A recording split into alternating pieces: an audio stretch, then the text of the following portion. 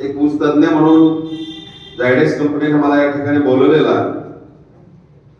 1991 ते 1993 मला ऊस या विषयामध्ये पोस्ट ग्रॅज्युएशन करता आलं. 1993 ते 2014 21 वर्ष वसंतदादा शुगर इन्स्टिट्यूट मध्ये ऊस शास्त्रज्ञ म्हणून काम करण्याची संधी मिळाली आणि 2014 ते आजपर्यंत गेले 11 वर्ष महाराष्ट्र, मध्य प्रदेश, उत्तर प्रदेश, गुजरात, कर्नाटक, तेलंगणा, शेजारच्या नेपाळ देशामध्ये सुद्धा जाण्याची संधी मिळाली. गेल्या 30 वर्षांमध्ये वसंतदादा शुगर इन्स्टिट्यूट पुणे, मध्यवर्ती ऊस संशोधन केंद्र पाडेगाव आणि शेतकऱ्याच्या बांधावर फिरत असताना जे काही शिकायला मिळालं ते मी 1 तासाभरामध्ये आपल्या समोर आधुनिक ऊस शेती हा विषय मांडणार आहे. जवळपास 8 वाजलेले आहेत, मी 9 वाजेपर्यंत बोलणार आहे. बोलण्यापूर्वी एकच विनंती आहे. प्रवीण माने साहेब बोलत असताना मी बघितलं की 4 शेतकरी उठून गेले. आपण जर उठून जाणार असाल तर तुम्ही सांगायचं साहेब अर्धा तास बोला, त्यापेक्षा जास्त नको. तुम्ही सांगा 45 मिनिटं बोला, 45 मिनिटं बोलतो. तुम्ही सांगा 1 तास बोला, मी 1 तास बोलतो.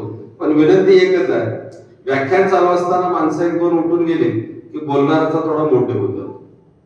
त्यामुळं आपल्याला 45 मिनिटं तरी किमान बसायचे आहे ही मानसिकता आपण ठेवावी.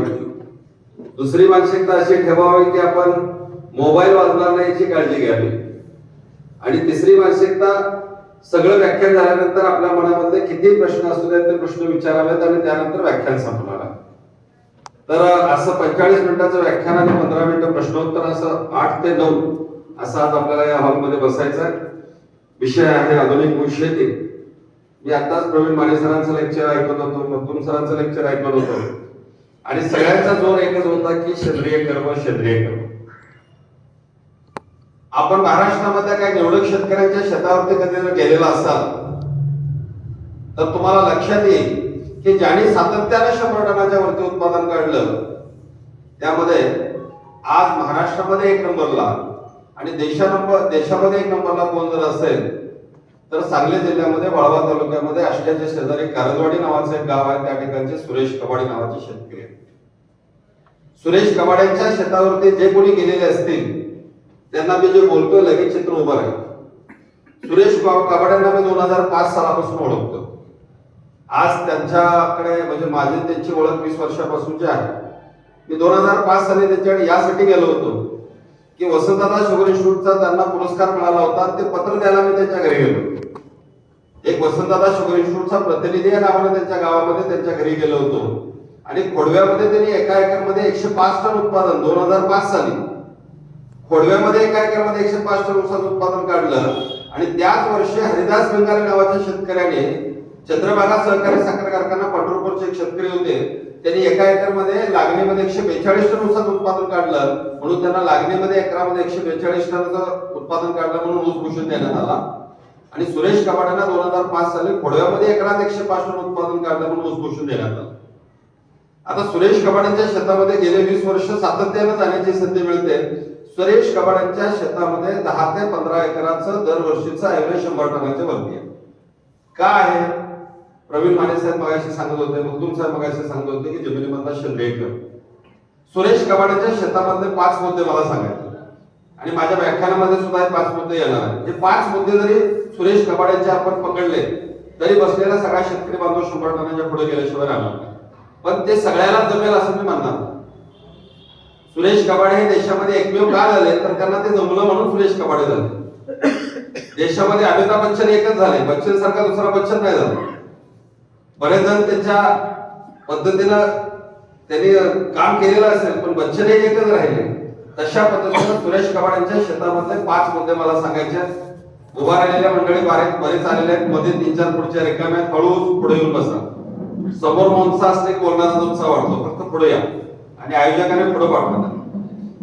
तर सुरेश कबाड्यांच्या शेतामध्ये दरवर्षी 100 टनाच्या पुढे उत्पादन येण्याचं कारण असं आहे की त्यांच्या जमिनीमधला सेंद्रिय कर्म 2000 च्या अगोदर 0.40-0.50 च्या आसपास होता.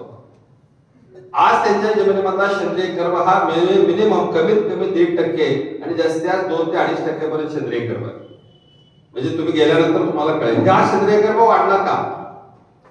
आता सुरेश कबाड्यांच्या शेतामध्ये पीक पद्धती जर बघितली, फेरपालट जर बघितली, अतिशय सुंदर आहे. हे सगळ्याला मी पहिला सांगतो की जमेल असं नाही. त्यांच्या शेतामध्ये 4 पीक आहे. एक आहे ऊस, दुसरं पीक आहे केळी, तिसरं पीक आहे हळद आणि चौथं पीक आहे फेरपालटीच्या पिकामध्ये हरभरा आणि फेरपालटीच्या पिकामध्ये धेंच्या सुद्धा घेतात. त्यांच्या शेतामध्ये फेरपालट ही अतिशय सुंदर असते म्हणून ते दरवर्षी 100 टनाच्या वरचे मानकरी. आता त्यांच्या शेतामध्ये हळद असते, हळद काढून ऊस करतात. हळदीचा बेवड ऊसाला 1 नंबर असतो, सांगायची गरज नाही. हळद ही आयुर्वेदिक आहे. ज्या जमिनीमध्ये हळद पिकली ते जमिनीत सगळी निर्जंतुक करून टाकते. हळद ज्या जमिनीत घेतली त्या जमिनीचा पोत सुधारतो आणि त्या जमिनीमध्ये सहज आपल्याला एकरी 100 टनाच्या पुढे उत्पादन काढण्यास मदत मिळते. त्यांच्या शेतामध्ये हळदीवर ऊस असतो म्हणून ते दरवर्षी 100 टनाच्या वरती आहेत. आता आमच्या शेतात हळद येईल का नाही येईल का हा विषय वेगळा, पण त्याच्या शेतात आहे. दुसरं, अलीकडच्या काळात ते केळीकडे वळालेले. केळी काढल्यानंतर जे खुंट आहेत ते खुंट मल्चरच्या साहाय्याने रानामध्ये गाडली जातात आणि ती खुंट गाडलेल्या रानामध्ये मल्चरनं केळी गाडलेली आहे आणि त्या रानामध्ये ऊस घेतला, डोळत आपण 100 टनाच्या वर. समजा केळी नाही आणि हळद पण नाही, जमीन रिकामी आहे, नोव्हेंबर डिसेंबर जानेवारीमध्ये जमीन रिकामी आहे, त्यावेळी त्यांच्या शेतामध्ये हरभऱ्याचा बेवड असतो. आणि सगळ्यांना माहिती आहे हरभऱ्याचा बेवड हा ऊसासाठी 1 नंबर बेवड मानला जातो. ज्या रानामध्ये हरभरा घेतला तिथं रान भेगाळतं, 1 फूट 1.5 फूट जमिनीमध्ये दरार पडते, रान फाटतं, जमिनीत हवा भरली जाते, हरभऱ्याचे पानगळ रानामध्ये पडते. आणि ज्या रानामध्ये हरभरा घेतला त्या रानामध्ये शास्त्र पण म्हणतात, आणि सुरेश कबाड्यांच्या तोंडचं वाक्य माझं नव्हे, ज्या रानात हरभरा घेतला त्या रानात नंतर ऊस केला, एकरामध्ये माझं 8 ते 10 टन उत्पादन वाढलं. म्हणून फेरपालटीच्या पिकामध्ये हरभरा आहे, ज्यावेळी त्यांच्या रानामध्ये केळी आणि हळद असते त्यावेळी ते हरभऱ्याचं बेवडे. समजा हळद पण नाही जमली तर त्यांचा एक फिक्स पॅटर्न आहे, काही नाही जमलं तर 15 मे ते 15 जुलैला त्यांच्या हिरवळीचं पीक घ्यायचं. 15 मे ते 15 जुलै सरी वरंबा पद्धतीनं त्यांच्या हिरवळीचं पीक घेतात.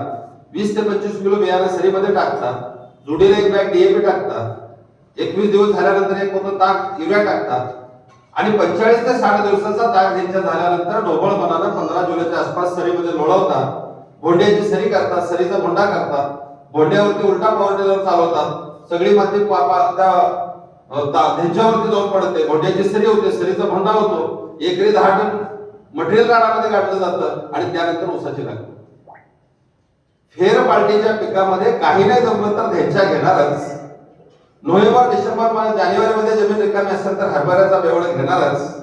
आणि फेरपालटीच्या पिकामध्ये त्यांच्याकडे हळद आहे आणि केळी आहे आणि त्यानंतर ही सगळी एक पीक निघाल्यानंतर दुसरं असा त्याचा पॅटर्न आहे. म्हणून त्यांच्या शेतामध्ये दरवर्षी 100 टनाच्या वरती उत्पादन आहे. त्यांच्या शेतामधला एकच मुद्दा जाता जाता घ्यायचा, मला फेरपालट कशा पद्धतीने आता सांगितलेल्या पद्धतीने करता येईल, मला काय शक्य आहे तो मुद्दा मला बघायला पाहिजे. पहिला मुद्दा पिकाची फेरपालट. नंबर 2, 10 ते 15 एकर दरवर्षी ऊस असतो तर 10 ते मोबाईल आले थोडा बाजूला तुमच्याकडे माझं लक्ष जाणार मधून 45 मिनिटं मोबाईल नाही, 45 मिनिटं फक्त 6 फूट उंचीच्या माणसालाच बघायचं, बाकी काय बघायचं आणि ऐकायचं, तेवढं सहन करावं लागेल. तर दुसरं त्यांच्या शेतामध्ये काय आहे, दरवर्षी 10 ते 15 एकरावरती लागण करायची म्हटल्यानंतर दरवर्षी 10 ते 15 गुंठ्यावर बेण्याचा प्लॉट असणारच. 1 गुंठ्यापासून 1 एकरची लागण होते, 5 गुंठ्यापासून 5 एकरची लागण होते. त्यासाठी दरवर्षी त्यांच्या शेतामध्ये 10 गुंठे 15 गुंठ्यावर बेण्याचा प्लॉट हा स्वतःच असतो. तामिळनाडूमधनं बेनांना, कोयंबतूर ऊस संशोधन केंद्रावर आणणार, अडेगाव संशोधन केंद्रावर आणणार, वसंतदादा शुगर इन्स्टिट्यूट मधून आणणार, त्यांच्या शेतामध्ये जाळ ऊस बाजूला काढणार, त्याचं टिश्यू कल्चर करणार. कायम उद्योग हाच असतो की माझ्याकडे उत्तम प्रतीचं बियाणं कसं असेल. दुसरा मुद्दा काय आहे, त्यांच्याकडे लागण करताना 8 ते 10 महिने वयाचा जाड लांब काढण्याचा साखर कमी असणारा कवळा ऊस देण्यासाठी आहे. म्हणून ते दरवर्षी 100 टनाच्या पुढचे मानकर आहे. स्वतःचा बेने प्लॉट आहे. पहिला मुद्दा काय शिकलो, फेरपालट. दुसरा मुद्दा काय शिकलो, स्वतःचा बेण्याचा प्लॉट आहे. लागणीला 8 ते 10 महिने वयाचा बेण्याचा प्लॉट जर त्यांच्या समोर आहे म्हणून ते 100 टनाचे मानकर आहे. तिसरा मुद्दा, ऊस संख्या निवड. सरीतलं अंतर किती आहे, टिपरातलं अंतर किती आहे. सरीतलं अंतर पूर्वी 4.5 फूट होतं, आता ते 6 फुटावर गेलेले आहे. सरीतलं अंतर 4.5 होतं, ते 6 फुटावर गेलेले आहे. एक डोळ्याची टिपरी डोळा ते डोळा अंतर 1.5 फूट होतं, ते 2 फुटावर गेले, 2.5 फुटावर गेले, आता रोप लागणीकडे वळालेले. म्हणजे 6x2 किंवा 6x2.5 ची लागण असते आणि पूर्वी 4.5x1.5 किंवा 4.5x2 ची लागण असायची. सरीतलं अंतर वाढलं, टिपरातलं अंतर वाढलं आणि ह्या सगळ्यांच्या माध्यमातून ऊस संख्या नियोजन हा परफेक्ट विषय त्याच्याकडे. भरणीला 60,000 आणि तोडणीला 40,000 ऊस लागतात शास्त्राच्या भाषेमध्ये. भरणीला 60,000 आणि तोडणीला 40,000 ऊस लागतात. त्यांच्या शेतामध्ये 6 महिन्याचा ऊस असताना एकदा सगळ्या शेतातलं पाचट काढलं जातं. बुड पाचट काढलं जातं, वाळलेलं पाचट काढलं जातं, मरके ऊस काढले जातात आणि मोजून ऊस ठेवले जातात की माझ्या एका एकरमध्ये तोडणीला 40 ते 45,000 आणि भरणीला 55-60,000 ऊस राहतील. या पद्धतीने ऊसाच्या संख्येचं नियोजन केलं जातं.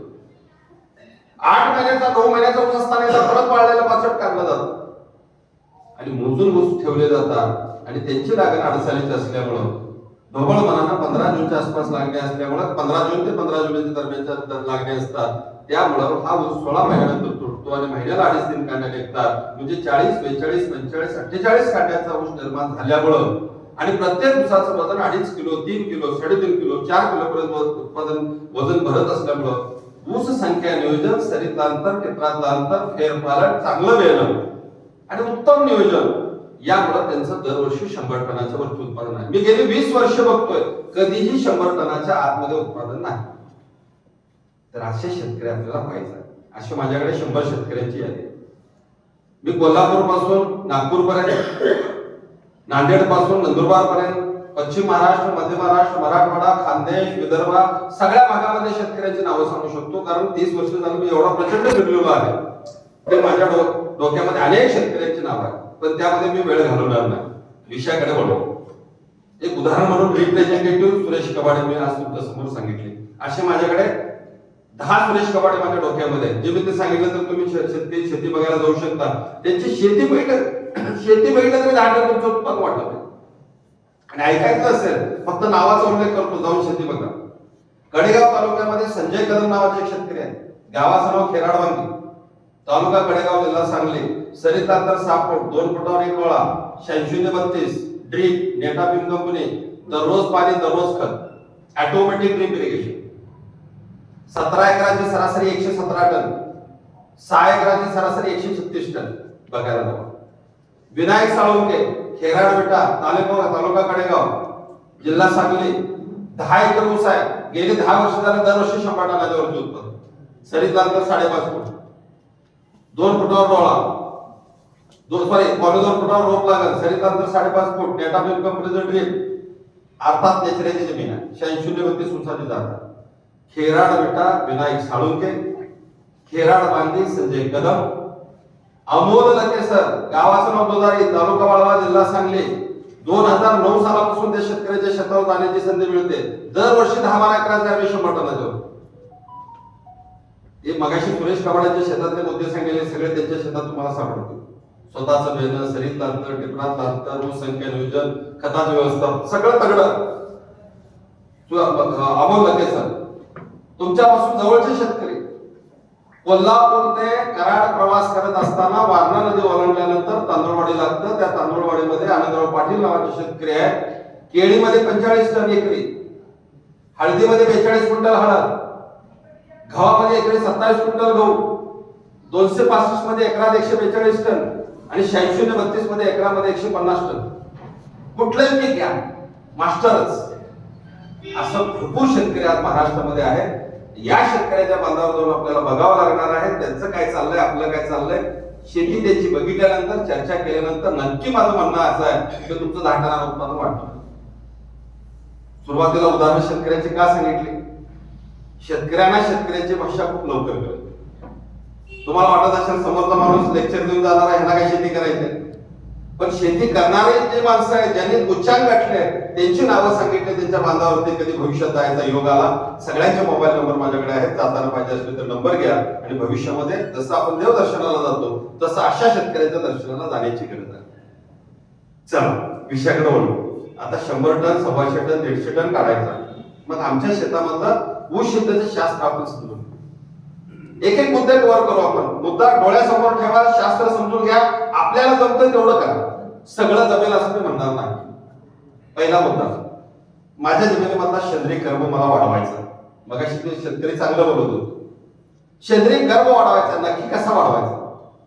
एकदा मगाशी प्रवीण माने साहेबांनी सांगितल्याप्रमाणे एकदा मातीचं परीक्षण करून घ्या. आपल्या जमिनीमध्ये सेंद्रिय गर्भ किती आहे बघा. कुणाच्या शेतात 0.40 आहे, कुणाच्या 0.50 आहे, कुणाच्या 0.60 आहे. आपल्याला 100 टनासाठी 0.80, 0.90, 1% पुढे सेंद्रिय गर्भ पाहिजे.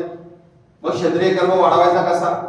आमच्या जमिनीमध्ये 0.40 वरनं 0.60 वर सेंद्रिय गर्भ जर घ्यायचा असेल तर तुमच्या शेतामध्ये कुठलाही कुजलेला पदार्थ, मग शेणखत असेल, कारखान्याचं कंपोस्ट खत असेल, ताग असेल, ढेंचा असेल, कोंबडी खत असेल, कुठलंही एकराला ढोबळपणानं 5 टन जर मटेरियल तुमच्या रानामध्ये पडलं तर तुमचा सेंद्रिय गर्भ 0.40 वरनं 0.60 वर जाणार, 0.60 वरनं 0.80 वर जाणार किंवा 0.70 वरनं 0.90 वर जाणार. किमान 5 टन मटेरियल तुमच्या रानामध्ये गेलं पाहिजे, कुजलेलं शेणखतासारखं मटेरियल. आता एक उदाहरण, शेणखत टाकायचं ठरवलं. पाडेगाव संशोधन केंद्रावरचे डॉक्टर डी.जी. हापसे साहेब नावाचे शास्त्रज्ञ होऊन गेले. 1975 ते 85 असं 10 वर्ष साहेबांनी काम केलं. सगळ्यांना जुन्या मंडळीला नाव माहित असेल, डॉक्टर डी.जी. हापसे साहेब वारले मधल्या काळात. त्यांच्या अगोदर त्या ठिकाणी एक सॉइल सायंटिस्ट होऊन गेले, त्यांचं नाव डॉक्टर जी.के. झेंडे. त्यांची शिफारस आहे आडसालीला किमान एका एकरला 15 टन शेणखत पाहिजे, पूर हंगामाला किमान एका एकरला 12 टन शेणखत पाहिजे, सुरू हंगामामध्ये एका एकरला किमान 10 टन शेणखत पाहिजे, खोडव्याला 10 टन शेणखत पाहिजे, ट्रॉलीच्या भाषेमध्ये 4 ट्रॉली 5 ट्रॉली शेणखत पाहिजे, बैलगाडीच्या भाषेमध्ये 20 ते 25 बैलगाडी शेणखत पाहिजे. ही 40 वर्षापूर्वीची शिफारस आहे. पण एवढं शेणखत पूर्वी मिळायचं, आता मिळत नाही. मग शेणखत जे काय मिळतंय त्याला कुजवून टाका. मगाशी 2 वक्त्यांनी सांगितलं, मी जाता जाता एवढंच म्हणेन की तुमच्याकडे जे शेणखत आहे त्याला चांगलं करून कुजवण्यासाठी त्याचा डेपो तयार करत असताना त्याची रुंदी 1 मीटर ठेवा, उंची 1 मीटर ठेवा, लांबी किती ठेवा, असा त्याला शेप द्या, डोम तयार करा, असा शेप द्या आणि काठीने त्याला छिद्र मारा. आणि त्या छिद्रामध्ये 1 टन शेणासाठी 200 लिटर पाण्यामध्ये 2 किलो पिवळ्या रंगाची जी बॅग दिसते हायड्रॉलिक गोदन, पॉलिमर बेस असणारं पाचट, म्हणजे कुजवण्याचे जे जीवाणू आहेत, डिकंपोजिंग कल्चर त्याला म्हणतो, ते हायड्रॉलिक गोदन 200 लिटर पाण्यामध्ये 2 किलो हायड्रॉलिक गोदन 1 टन शेणासाठी या प्रमाणात तुम्हाला ते वापरा. ते छिद्र बंद करा. 45 ते 60 दिवसामध्ये चहाच्या पावडर सारखं शेणखत तुम्हाला तयार झालेलं दिसेल. त्या शेणाचा सगळा वास निघून गेलेला दिसेल. त्याची न्यूट्रिटिव्ह व्हॅल्यू आहे, म्हणजे त्यामध्ये जीवाणूची संख्या आहे 300 ते 400 पट जीवाणूची संख्या वाढलेली दिसेल. त्यामधला ऑर्गॅनिक कार्बन लेवल वाढलेली दिसेल. म्हणून तुम्हाला शेणखत कुजवून टाकायचं, त्यासाठी हायड्रॉलिक गोदनचा वापर करायचा, जी पिवळ्या रंगाची मध्य बॅग दिसते ती. चला, शेणखत थोडक्यात एका एकरला 12 टन 15 टन पाहिजे, 4 ट्रॉली 5 ट्रॉली पाहिजे. माझ्याकडे 1 घमेला सुद्धा शेणखत नाही. काय करायचं? पर्याय शोधला पाहिजे. दुसरा पर्याय, आमच्याकडे जवळचा कारखाना बघा. आमच्या बाजूला गुरुदत्त कारखाना, दत्त कारखाना, जवाहर आहे, बरेच कारखाने आमच्या बाजूला आहेत. या कारखान्यावर जर तुम्हाला मळीपासून तयार केलेलं कंपोस्ट खत मिळत असेल, मग त्यामध्ये सिमेंटाचा वापर केला जातो, त्यामध्ये ऍश राखेचा वापर केला जातो, त्यामध्ये पाण्याचा वापर केला जातो, काही जीवाणूचा वापर केला जातो, एरोड्रमने त्याला 2-3 वेळा पलटी मारलेलं असतं, 3-4 महिने कुजवलेलं असतं, ते जर मिळत असेल तर ते सुद्धा चालेल. 10 टन 12 टन 15 टन. पण ताजी मळी चालणार नाही. ताज्या मळीमध्ये मेणाचं प्रमाण जास्त आहे, वॅक्सचं प्रमाण जास्त आहे, म्हणून ताजी मळी टाकायची नाही. आणि जर ताजी मळी मिळाली तर आनंदानं कारखान्यावर आणा, शेताच्या कडेला ढीग मारा, 10 टन 12 टन 15 टन मळी आणा, 2 टन राख आणा एका एकरसाठी. बघाय सांगितल्याप्रमाणे डेपो मारा, आता सांगितल्याप्रमाणे उंची 3-3.25 फूट, रुंदी 3-3.25 फूट, आता सांगितल्याप्रमाणे शेप द्या, एक 25-30% ओलावलं एवढं पाणी मारा, परत काटेने छिद्र मारा आणि त्यामध्ये हायड्रॉलिक गोदन सोडा. 1 टन मळीसाठी 2 किलो हायड्रॉलिक गोदन या पद्धतीने 200 लिटर पाण्यात त्यामध्ये सोडा, छिद्र बुडवा. तुमची मळी सुद्धा 1.5 ते 2 महिन्यामध्ये चांगली कुजलेली मळी दिसेल. शेणखत नाही मिळालं, दुसरा पर्याय कारखान्याचं कंपोस्ट खत, प्रेसबड खत किंवा मळी. समजा ते पण नाही मिळालं, तिसरा पर्याय शोधूया आपण. तिसरा पर्याय आहे तुमच्याकडे ताग किंवा ढेंचा. हलकी जमीन असेल तर ताग घ्या, काळी जमीन असेल तर ढेंचा घ्या. 45 ते 60 दिवसामध्ये 6 ते 8 फूट उंचीचा ताग ढेंचा वाढतो. माझ्या उंचीच्या वरती अजून 2 फूट. सरीवर्म पद्धतीने ताग ढेंचा घेता येतो, माडा ताग ढेंचा घेता येतो. ज्यावेळी जमीन रिकामी असेल त्यावेळी ताग ढेंचा घ्यावा. त्यातल्या त्यात जून जुलै महिन्यामध्ये ताग ढेंचा चांगला येतो आणि पाऊस काळ जास्तच असेल तर मे जून मध्ये सुद्धा ताग त्यांच्या घेत आहे. 6 ते 8 फूट उंचीचा वाढलेला ताग त्यांच्या जर रानामध्ये गाडला, रोटावेटरनं गाडता येतो, सिंगल पट्टी नांगरानं गाडता येतो, रोटावेटरनं गाडता येतो, तो जर रानात गाडला 15-20 दिवसात पुजतो. एका एकरला 8 ते 10 टन हिरवळीचं खत मिळतं. रान भुसभुशीत होतं, रान रवाळ होतं, जमिनीमधला सेंद्रिय कण वाढतो, जमिनीमध्ये जीवाणूची संख्या वाढते, तणाचा प्रादुर्भाव कमी होतो. म्हणून कमीत कमी 4 वर्षात एकदा खोडवं मोडल्यानंतर ताग यांच्या घेतल्याशिवाय ऊस लावायचा नाही. हा तर एक पर्याय. तिसरा पर्याय सांगितलं, समजा ताग ह्यांच्या घेता आला नाही, शेणखत मिळालं नाही, कारखान्याचं कंपोस्ट खत मिळालं नाही, आसपास शहराच्या बाजूला कुठं पोल्ट्री असली तर बघा, अंड्यावरची कोंबडी वर बसलेली आहे, तिनं खाली टाकलेली विष्ठा असलं कोंबडी खत मिळत असेल तर लागलेला 2 टन आणि भरलेला 2 टन कोंबडी खत सुद्धा चालेल. लागलेला 2 टन आणि भरलेला 2 टन कोंबडी खत सुद्धा चालेल. हे सुद्धा उत्तम खत आहे. कोंबडी खतामध्ये 2.5% वरती नत्र आहे, चांगला स्फुरद आहे, पालाश आहे, गंधक आहे, सगळं आहे. फक्त त्यात एकच हानिकारक घटक आहे, तो म्हणजे कॅल्शियम कार्बोनेट, चुनखड. ज्या जमिनीमध्ये चुनखड 10% 12%च्या वरती आहे त्या जमिनीमध्ये कोंबडी खत टाकायला परवानगी नाही. ज्या जमिनीमध्ये 10,000 ची लागण केलेली आहे तिथे कोंबडी खत टाकायला परवानगी नाही. कारण कोंबडी खत टाकल्यानंतर उभ्या पिकाला लगेच डोळे फुटतात. म्हणून 10,000 ची लागण केलेली असेल तर कोंबडी खत टाकू नका. त्या मुलाला जरा शांत बसायला सांगितलं. 10,000 ची लागण केलेली असेल तर कोंबडी खत टाकू नका. ज्या जमिनीमध्ये 10% 12%च्या वरती चुनखड आहे तिथे कोंबडी खत टाकू नका.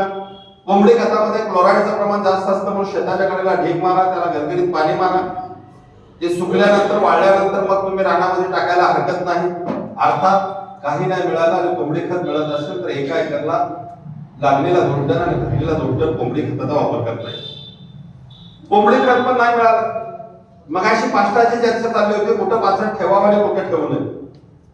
ज्या रानामध्ये पाणी साठून राहतंय, ज्या जमिनी पाणथळ झालेले आहेत, ज्या जमिनी क्षारयुक्त झालेल्या आहेत, ज्या जमिनी चिबड झालेल्या आहेत, ज्या जमिनीचा पीएच वाढलेला आहे, अशा जमिनीमध्ये पाचट ठेवू नये. पाचट ठेवलं की हानिकारक बुरशी वाढतात, ऊसाची वाढ होत नाही. पण ज्या जमिनी निचऱ्याच्या आहेत, ज्या जमिनीला वापसा लवकर येतो, हलक्या जमिनी आहेत, मध्यम जमिनी आहेत, भारी जमिनी पण निचऱ्याची आहे, अशा जमिनीमध्ये बिनधास्त पाचट ठेवायला हरकत नाही. एका एकरला साधारणपणे 3 टन 3.5 टन 4 टन पाचट निघतं. सगळ्या रानामध्ये ऊस तुटल्यानंतर पाचट पसरून द्यायचं, पाचट बारीक करायची मशीन चालवून पाचट बारीक करायचं. पाष्टावरती एकराला 1 पोतं युरिया टाकायचा, 1 पोतं सुपर फॉस्फेट टाकायचं. 200 किलो शेणखतामध्ये एका एकरसाठी 4 ते 6 किलो हायड्रोनिक गोधन त्या पाष्टावरती टाकायचं. पाणी देत असताना पाष्टावरती एकदा दोनदा चालायचं. 1 महिन्याचं खुडपं झाल्यानंतर पाष्टावर छोट्या ट्रॅक्टरचा रोटावेटर मारायचा. 2 महिन्यानंतर पाचट शोधला तरी सापडणार नाही अशी व्यवस्था करता येते. पण पाचट बारीक करणे, युरिया टाकणे, सुपर फॉस्फेट टाकणे, हायड्रोनिक गोधन टाकणे आणि त्याला परत एकदा 1 महिन्यानंतर रोटावेटर मारणे, ह्या प्रक्रिया केल्यानंतर तुम्हाला पाचट लवकर कुजवता येतं. आणि 2 पाण्याच्या पाळीमधलं अंतर जेवढं लांबवता येईल तेवढं जर लांबवलं तर तुम्हाला जास्तीत जास्त फायदा त्या ठिकाणी पाष्टाचा घेता येईल. 35 ते 40% पाणी कमी लागतं, तणाचा प्रादुर्भाव होत नाही, पांढऱ्या मुळ्या भक्कम वाढतात. जमिनीच्या खाली नंतर जर उकरून बघितलं तर तुम्ही हाताने 1 फूट 1.5 फूट रान उकरू शकता. म्हणजे रान भुसभुशीत झालेलं असतं, जमिनीमध्ये हवा खेळती राहिलेली असते. या सगळ्या गोष्टीचा फायदा जर घ्यायचा असेल तर भविष्यामध्ये आता सांगितल्याप्रमाणे निचऱ्याच्या जमिनीमध्ये पाचट ठेवा आणि क्षारयुक्त चिबड जमिनीमध्ये पाणी साठून राहणाऱ्या जमिनीमध्ये मात्र सध्या पाचट ठेवू नका. त्याच्यावरती वेगळा विषय नंतर आपण बोलू. थोडक्यात पाचट ठेवणं असेल, ताक घेणं असेल, कोंबडी खत टाकण्याचं काम असेल किंवा शेणखत टाकण्याचं काम असेल किंवा कारखान्याचं कंपोस्ट खत टाकण्याचं काम असेल, असे 5 मुद्दे मी सांगितले. आपल्या खिशाला परवडणारा एक मुद्दा पकडायचा आणि आपल्या रानामध्ये 8 टन 10 टन 12 टन कसं मटेरियल जाईल यासाठी प्रयत्न केला पाहिजे. आता सांगितलेल्या पैकी एक समजा यातलं काहीच नाही जमलं तर आपल्या मार्केटला मिळतं म्हणून सांगतो. नेचर केअर फर्टिलायझर कंपनीचे ग्रीन हार्वेस्ट नावाचे एक पेंडयुक्त खत आपल्या भागामध्ये जर मिळत असेल, 40 किलोची बॅग असते. त्यामध्ये करंज पेंड आहे, निंबोळीची पेंड आहे, एरंडीची पेंड आहे, मोवाची पेंड आहे, कुसुमकलीची पेंड आहे, पामची पेंड आहे, सियाची पेंड आहे, अनेक पेंडी आहे, अनेक जीवाणू मिसळलेले आहेत. रॉक फॉस्फेट आहे, 20-25 घटकापासून तयार केलेला आहे. लागणीला 2 पोती, बाळ भरलेला 2 पोती, मोठ्या भरलेला 2 पोती, किमान 6 पोती आणि जास्तीत 8 ते 10 पोती या पद्धतीने ज्यांच्याकडे शेणखत कमी आहे त्यांनी ग्रीन हार्वेस्ट पेंडयुक्त खताचा सुद्धा वापर करायला हरकत नाही. तर या पद्धतीने मी जे 6 मुद्दे सांगितले तुमच्या खिशाला परवडणारा एक मुद्दा डोळ्यासमोर ठेवून आपल्या जमिनीमधला सेंद्रिय कर्म वाढवण्यासाठी प्रयत्न केला पाहिजे. ही झाली खत.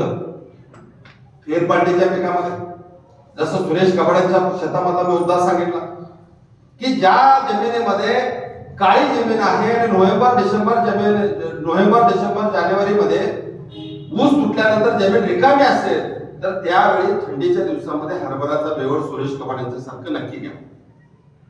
हरभऱ्याचा बेवड घेतला, फ्लावरिंग स्टेजला हरभरा आला, त्यावेळी रानामध्ये गाडा, रान भेगाळलेलं असतं. फ्लावरिंग स्टेजला तर हरभरा रानामध्ये गाडला, हरभऱ्याचा आम रानामध्ये गेला तर त्या रानामध्ये तुम्ही नंतर ऊस जर घेतला तर डोळं झाकून तुम्हाला 8 टन 9 टन 10 टन उत्पादन वाढलेलं दिसेल. म्हणून भविष्यामध्ये फेरपालटीच्या पिकामध्ये हरभरा असेल, फेरपालटीच्या पिकामध्ये आता सांगितल्याप्रमाणे ताग घ्यायचे असेल, फेरपालटीच्या पिकामध्ये कांदा सुद्धा चांगला मानला जातो, फेरपालटीच्या पिकामध्ये मगाशी सांगितल्याप्रमाणे केळी असेल, हळद असेल, आलं असेल, ही पिकं सुद्धा एक नंबर मानली जातात. म्हणून पिकाची फेरपालट कुठली आहे याच्यावर सुद्धा तुमचं ऊसाचं उत्पादन अवलंबून आहे. चला, फेरपालट आणि आता सांगितलेले मुद्दे डोळ्यासमोर ठेवून आमच्या जमिनीमधला सेंद्रिय कर्म 1% किंवा 1%च्या पुढे घेऊन जायचं आहे. हा पहिला मुद्दा आपल्याला लक्षात आला. दुसरा मुद्दा, मला 100 टनाची ऊस शेती करायची आहे म्हटल्यानंतर माझ्याकडे चांगल्या प्रतीचं बियाणं असलं पाहिजे. पहिल्यांदा बियाणं कशाला म्हणतात हे समजून घेऊ आणि मग बेलेमाळा कसा करायचा हा समजून घेऊ. बियाणं कशाला म्हणतात? ज्या ऊसाचं वय 8 ते 10 महिने आहे, जो ऊस जाड आहे, लांब कांड्याचा आहे, हिरवा गर्द ऊस आहे, डोळा टपोरा आहे, जाड लांब कांड्याचा, साखर कमी असणारा कवळा ऊस देण्यासाठी पाहिजे. तुकाराम महाराजांच्या म्हणीप्रमाणे शुद्ध बीजापोटी फळे रसाळ गोमटी ऊसाचं बियाणं जर 8 ते 10 महिने वयाचं असेल, जाड असेल, लांब कांड्याचं असेल आणि त्यात साखर कमी असेल तर ते बियाणे एक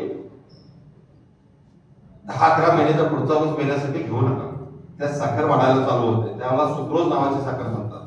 कवळ्या ऊसामध्ये ग्लुकोज आणि फ्रुक्टोज नावाची साखर असते, ती उगवणीला पोषक असते. 7 महिन्याच्या आतमधला ऊस घेण्यासाठी घेऊ नका, त्यात केवळ पाणी असतं, ग्लुकोज बी नसतं, फ्रुक्टोज बी नसतं. म्हणून 7 महिन्याच्या आतमधला नको, 10 महिने 10.5 महिन्याच्या पुढचा नको, 8 महिन्याचा, 9 महिन्याचा, 10 महिन्याचा ऊस घेण्यासाठी पाहिजे. एवढं लक्षात ठेवलं तरी पुरेसं आहे. मुद्दा क्रमांक 2 लक्षात आला, बेणं कसं असावं. आता मुद्दा क्रमांक 2 मध्ये बेणं कोणतं घेऊ नये हे सुद्धा माहित असतं. खोडव्याचा ऊस घेण्यासाठी घेऊ नका, तुरा आलेला ऊस घेण्यासाठी घेऊ नका, बुडाकडच्या 4-5 कांड्यांना गोळ्या फुटल्याला ऊस घेण्यासाठी घेऊ नका, लोळलेला प्लॉट घेण्यासाठी घेऊ नका, लोकरी मावा पडलेला असेल तर घेऊ नका, ज्या उभ्या ऊसाचा तुम्ही 65 काढलेला असा प्लॉट घेण्यासाठी घेऊ नका. 65च्या आतमध्ये डोळा सुरक्षित आहे, त्यामुळे जो बेण्याचा प्लॉट आहे त्या प्लॉटचं अजिबात 65 काढायचं नाही. 65 काढलेला प्लॉट बेण्यासाठी चालणार नाही. बुडाकडच्या 2 कांड्या चालणार नाही, साखर जास्त आहे. शेंड्याकडच्या 2 कांड्या चालणार नाही, डोळा तयार झालेला नाही. उन्हाळ्यात पाण्याचा ताण बसला, कांड्या आखूड पडल्या, बेण्यासाठी चालणार नाही. सगळा प्लॉट झोपलेला आहे, लोळलेला, बेण्यासाठी चालणार नाही. बुडाकडच्या 4 कांड्याला मुळ्या फुटल्या, तेवढ्या 4 कांड्या बेण्यासाठी चालणार नाही. तुरा आलेला चालणार नाही, कोडव्यामधला चालणार नाही, निडव्यामधला चालणार नाही. बेणं कोणतं नको, आता सांगितल्याप्रमाणे. चांगलं कुठलं? लागणीच्या ऊसामधला 8 ते 10 महिने वयाचा, जाड लांब कांड्याचा, साखर कमी असणारा, कवळा कच्चा ऊस देण्यासाठी तुम्ही एकरी 7 ते 10 टन उत्पादनात वाढ. ऊस शेतीमध्ये उगवण या शब्दाला खूप किंमत आहे. उगवण चांगली तर ऊस चांगला. मग उगवणीसाठी रोप तयार करून लागण करायची असेल तरी असेल, किंवा उगवण करण्यासाठी 2 डोळ्याची टिपरी असेल किंवा 1 डोळ्याची टिपरी असेल, उगवण चांगले तर ऊस एक नंबर. आणि उगवण चांगली पाहिजे असेल तर कोळवण पाहिजे. म्हणून मुद्दा क्रमांक 2 लक्षात आला, बियाणं कसं असावं. मुद्दा क्रमांक 3, स्वतःचं बियाणं कसं तयार करावं. बरेचसे शेतकरी या विषयाकडे वळायला तयार नाही. पुढच्या वर्षी तुम्हाला 40 एकर ऊस लावायचा असेल तर ह्या वर्षी 1 एकरावर बेण्याचा प्लॉट असला पाहिजे. पुढच्या वर्षी 20 एकर ऊस लावायचा असेल तर यावर्षी अर्ध्या एकरावर बेण्याचा प्लॉट असला पाहिजे. पुढच्या वर्षी तुम्हाला 10 एकर ऊस लावायचा असेल तर यावर्षी 10 गुंठ्यावर बेण्याचा प्लॉट लावला गेला पाहिजे. पुढच्या वर्षी तुम्हाला 10 गुंठ्यावर बेण्याचा ऊस लावायचा, 10 एकरावर ऊस लावायचा असेल तर यावर्षी 10 गुंठ्यावर बेण्याचा प्लॉट केला पाहिजे. पुढच्या वर्षी तुम्हाला 5 एकर ऊस लावायचा असेल तर यावर्षी 5 गुंठ्यावर बेण्याचा प्लॉट केला पाहिजे. आणि पुढच्या वर्षी 1 एकर ऊस लावायचा असेल तर यावर्षी 1 गुंठ्यावर बेण्याचा प्लॉट केला पाहिजे. 1 गुंठ्यापासून 1 एकरची लागवड. तर पुढच्या वर्षीच्या लागणीची तारीख डोळ्यासमोर ठेवून 9 ते 10 महिने अगोदर आपल्याला बेण्याचा प्लॉट तयार करायचा. आता एका गुंठ्याचा हिशोब सांगतो, लवकर लक्षात राहतं म्हणून. 33 बाय 33 फुटाचा एक गुंठा असतो. एका गुंठ्याला ढोबळ म्हणाला 200 टिपरी लागतात. 2 डोळ्याची टिपरी घेतली तर टिपरी 200, डोळे 400. 1 डोळ्याची टिपरी घेतली तर टिपरी 200, डोळे 200.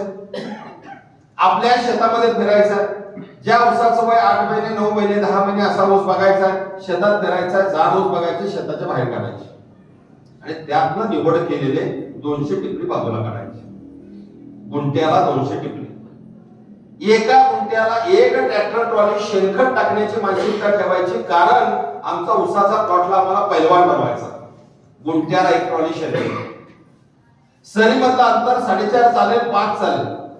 टिपऱ्यामधलं अंतर 6 इंच चालेल, 9 इंच चालेल, 1 फूट अंतर चालेल. टिपरात अंतर वाढवा, सरीत अंतर वाढवा. गुंठ्याला 14 kilo urea, 14 kilo super phosphate आणि 5 किलो पोटॅश. सुपर फॉस्फेट लागलेला 75%, लागलेला 75%, सुपर फॉस्फेट आणि पोटॅश आणि भरलेला 25%. 14 किलो युरिया जो आहे तो दर महिन्याला 2 किलो. 7 महिन्यामध्ये 14 किलो युरिया संपला पाहिजे.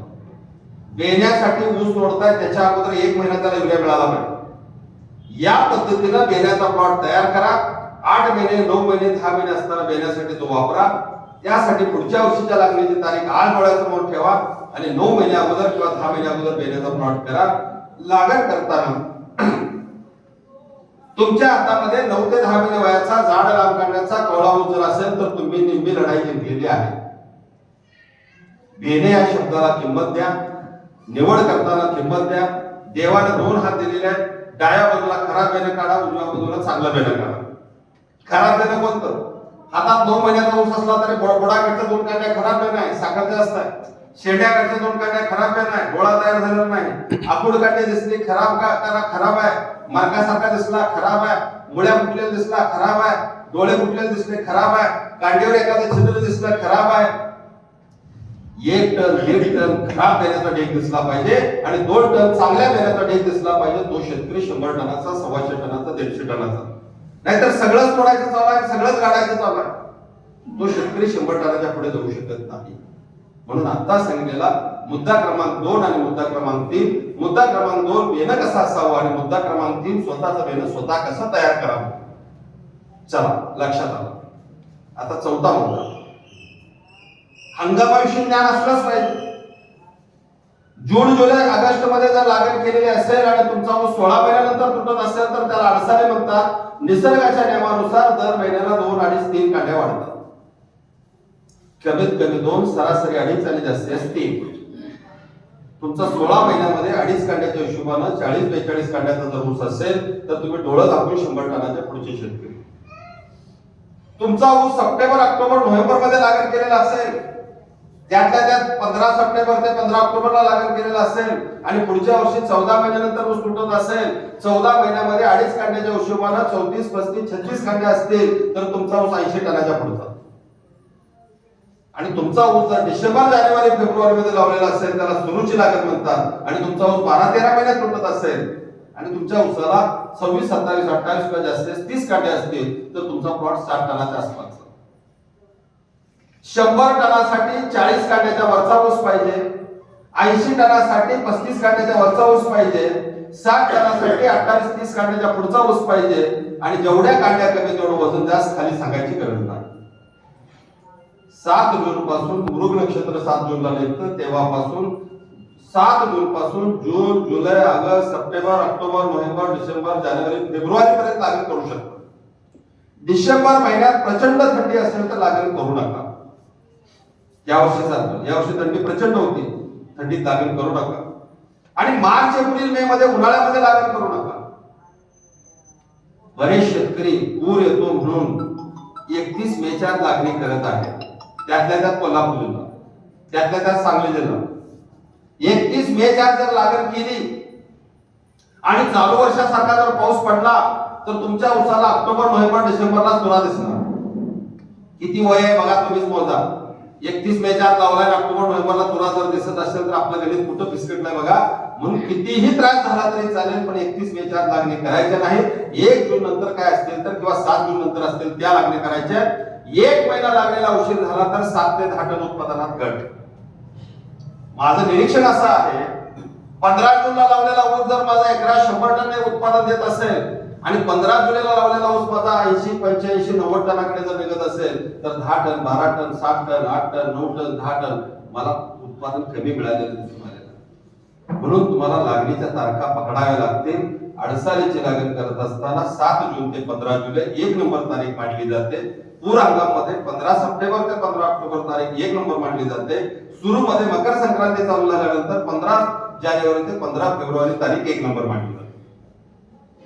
चला, मुद्दा क्रमांक 4 लक्षात आला. कधी लावला पाहिजे, कधी तोडला पाहिजे. मुद्दा क्रमांक 5, कोणत्या ऊस जातीची लागण केली पाहिजे. आज महाराष्ट्रामध्ये नाव घेण्यासारख्या 4-5 जाती आहेत आणि त्यात 1 नंबरला आहे कोश 80-032. 1996 साली जन्माला आलेली कोश 671 आणि को 62-198 या जातीपासून तयार केलेली कोश 80-032 ही जात आज घडीला तरी देशामध्ये 1 नंबर आहे, महाराष्ट्रामध्ये 1 नंबर आहे, आपल्या भागामध्ये 1 नंबर आहे. कारण तुरा येत नाही. चालू वर्षाचा अपवाद आहे. चालू वर्षी भरपूर पाऊस पडला, सगळ्या दिवसांना तुरा आलेला. तुरा येत नाही, आला तर उशिरा तुरा येणार अशी जात आहे. फुटवा भरपूर असल्यामुळे एकरामध्ये 40,000 ऊसांची संख्या देणारी जात आहे.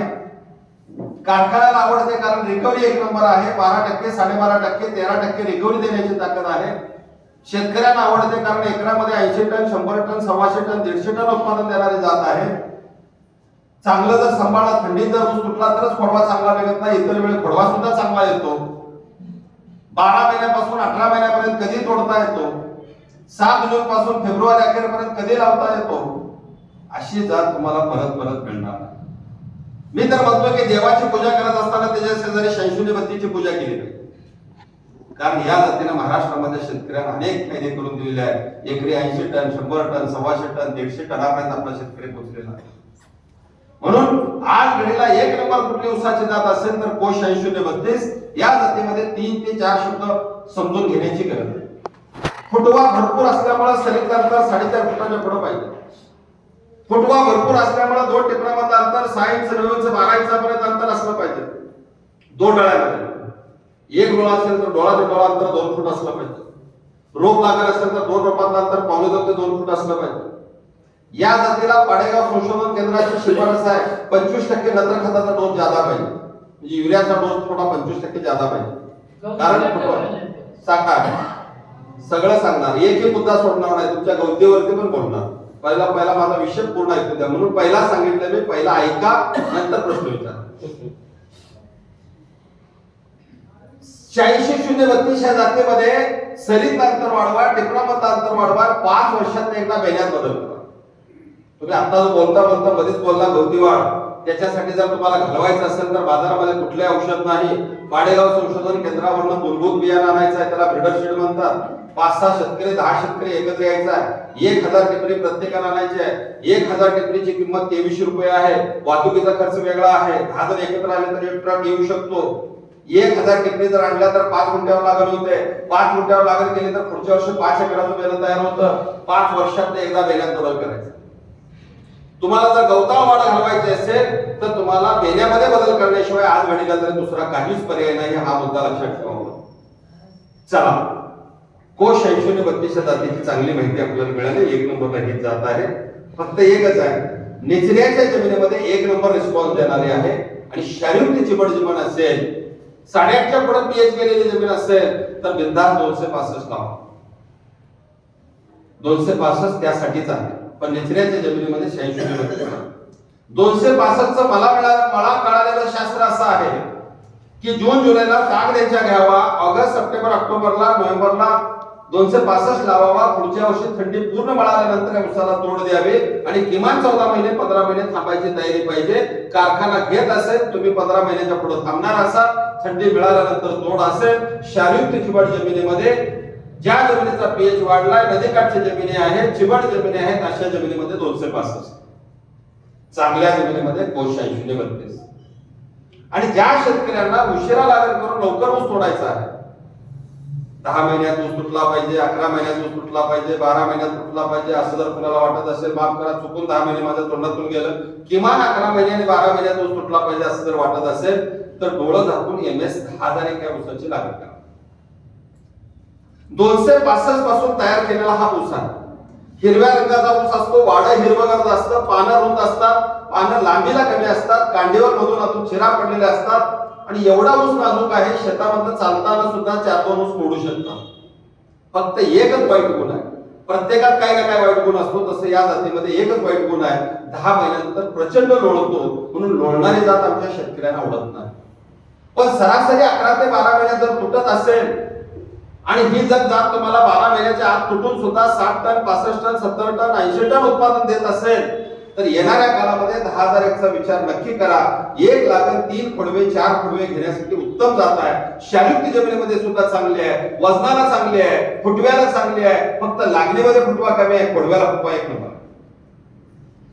म्हणून जानेवारी, फेब्रुवारी, मार्च मध्ये लागणी करून पुढच्या वर्षी जानेवारी, फेब्रुवारी, मार्च मध्ये ऊस तुटत असेल, सरासरी 12 महिने आणि लवकर किंवा उशीर झाला तर 15 महिने मागे पुढं, 15 दिवस मागे पुढं, या दरम्यान ऊस जर तुटत असेल तर 10,000 एकशे लागतात. 8632 लक्षात आला, 265 लक्षात आला, 10,000 एक लक्षात आला. आणि नवीन जातीचा जर अभ्यास करायचा असेल तर PDN 13007 नावाची एक जात आहे नवीन आलेल्या, 265 आणि 254 या जातीपासून तयार केलेल्या. या जातीमध्ये सगळे गुण चांगले आहेत. 12 ते 14 महिन्यात तोडणीसाठी चांगला आहे, 8632 सारखा फुटवा आहे, 8632 सारखी रिकव्हरी आहे, वजनाला पण चांगली आहे. पण आम्हाला बघायची सवय अशी लागलेली आहे, 265 ची जाडी बघायची सवय लागलेली आहे, ही जाडी तुम्हाला PDN 13007 मध्ये दिसणार नाही. फुटवा भरपूर असल्यामुळे जाडी कमी आहे, अंगठ्यापेक्षा थोडासा मोठा ऊस असतो आणि असा ऊस बघायची आम्हाला सवय लागली नसल्यामुळे तुम्ही म्हणणार साहेब उत्पादन कसं मिळणार. पण शास्त्र सांगतो तुम्हाला, कुठलीही ऊसाची जात असू द्या, तोडणीला तुम्हाला 40 ते 45 हजार ऊस पाहिजे आणि 40 ते 45 हजार ऊसाची संख्या देणारी एकमेव ऊसाची जात आहे 8632 आणि त्या खालोखाल आता PDN 1505. उदाहरणार्थ सांगतो, तुमच्या एकरात 40,000 ऊस आहे आणि प्रत्येक ऊसाचं वजन 1.5 किलो भरलं, एकरात 60 टन. पण तो जर तुमचा उदाहरणार्थ कुठला XYZ ऊस घ्या आणि तुमच्या एकरात जर 30-35 हजार ऊस असतील, 40,000 कुठल्याच जातीमध्ये मिळत नाही, 30-35 हजारच्या वरती मिळत नाही. 30,000 ऊस आणि प्रत्येक ऊसाचं वजन 1.5 किलो, 45 टन, 50 टन. जाडी मस्त दिसायला चांगली आहे पण संख्या नाही. म्हणून येणाऱ्या काळामध्ये माझ्या शेतकरी बांधवांना विनंती आहे, नवीन प्रयोग जर करून बघायचा असेल, शायुक्त जमिनीत चालते, चिवट जमिनीत चालते, पीएच वाढलेल्या जमिनीत चालते आणि तुम्हाला प्रयोग करून करायचा असेल तर 5-10 गुंठ्यावर लावून बघा PDN 13007. आणि अजून 2 जातीचा फक्त उल्लेख करेन, 5 गुंठ्यावर लावून बघा PDN 15006 आणि PDN 1502. काही ठिकाणी चांगल्या चालल्या, काही ठिकाणी नरम चाललेल्या आहेत. बऱ्याच जातीमध्ये फुटवा कमी आहे, बऱ्याच जातीमध्ये अलीकडे गवताळ वाढ जास्त वाढलेली आहे, बऱ्याच जातीमध्ये कोडकीड वाढलेली दिसते आहे, पाऊस जादा झाला की तुरा आलेला दिसतो. म्हणून PDN 1512 आणि PDN 1507 थोड्या क्षेत्रावर लावून बघा, 5 गुंठे, 2 गुंठे किंवा 2 सऱ्या लावून बघा. चांगलं वाटलं तर क्षेत्र वाढवा, नाहीतर नाही लावलं तरी चालेल. अशा मी 6 ऊसाच्या जाती सांगितल्या, यापैकी एक ऊसाची जात निवडायची आहे. आणि रात्री जर मला 12 वाजता उठवलं आणि साहेब 1 नंबर कुठली, तर मी सांगणार 8632. याला पर्याय आज घडीला तरी नाही. चला, ऊसाच्या जाती लक्षात आला, मुद्दा क्रमांक 5 लक्षात आला. मुद्दा क्रमांक 6